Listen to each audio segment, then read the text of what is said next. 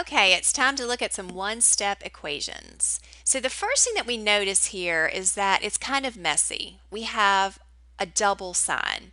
We want to clean that up by leave, change, oppositing, okay? And so this really is now n plus 1.4 is equal to zero point 0.3. And now we're ready to solve. So we're going to draw our river. And we ask ourselves, well, how do I get n by itself? I need to get rid of this 1.4. Right now, it's being added, so to get rid of it, I subtract 1.4. And I come over here and I do the same thing. I subtract 1.4. So when I do that, these cancel out and I'm left with n, which is good. That's exactly what I wanted. I wanted n by itself.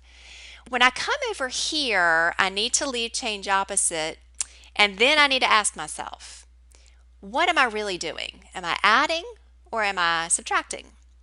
So I look and the signs are different, which means I'm going to subtract, which also means I can't keep the 0.3 on the top because when you subtract, you always have to have the bigger number on top.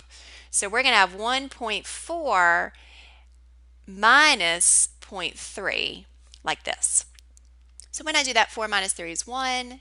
1, take away nothing is 1. So I get 1.1. My final thing I need to worry about is the sign. Is it going to be negative because 1.4 is bigger, or is it going to be positive because 0.3 is bigger? So obviously 1.4 is the quote unquote bigger number. So it's going to be a negative 1.1.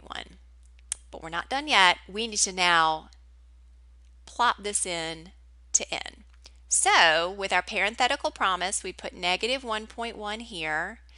And this is really, really important. This is why I put this in bold and I underline it and it's all in caps. Please really do the check. All right. So you actually have to do the math here. You leave, change, opposite. And now you say, okay, well, the signs are different, which means I subtract. So I'm going to do 1.4 on the top minus 1.1 on the bottom. And what do I get here? I get zero point 0.3. I bring this down. That's also zero point 0.3. Since they're equal to each other, I know that I'm right. All right, moving on to the next one. We draw our river.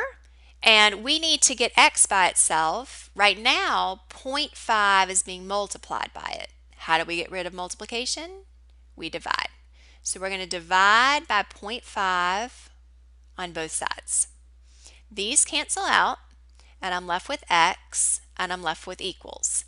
Now, if you think you can do this in your head, I'm afraid that most of you are mistaken because you really, with a decimal, need to do the work. All right, so I'm going to draw my division house. The 15 is going to go inside and the 0.5 is stuck outside. Now, we can't ever divide by a decimal.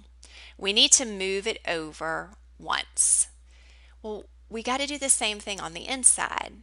So if you don't see a decimal, it's understood to be at the end, just like the period of a sentence. So we moved that decimal over once on the outside, we got to move it once on the inside, and in this place we got to put a 0. And then now the decimal comes straight up. So now we do 5 into 150, we're actually going to get 30. So my answer here was 30, but I need to check my sign. When signs are different in multiplication or division, they don't like each other, it's a negative answer. So I'm going to take this negative 30, plop it into my parenthetical promise. So negative 30 goes here. Again, really do the check. So I'm going to come over down here and I'm going to multiply 30 times 0.5. Well, 0 times 5 is 0, 3 times 5 is 15. I have one digit behind my decimal in the problem. I need one digit behind my decimal in the answer. So I'm going to get 15. It is a negative, and I cross my fingers that I have the same thing over here, and I do. I'm just bringing that down. They do match. I know I'm right.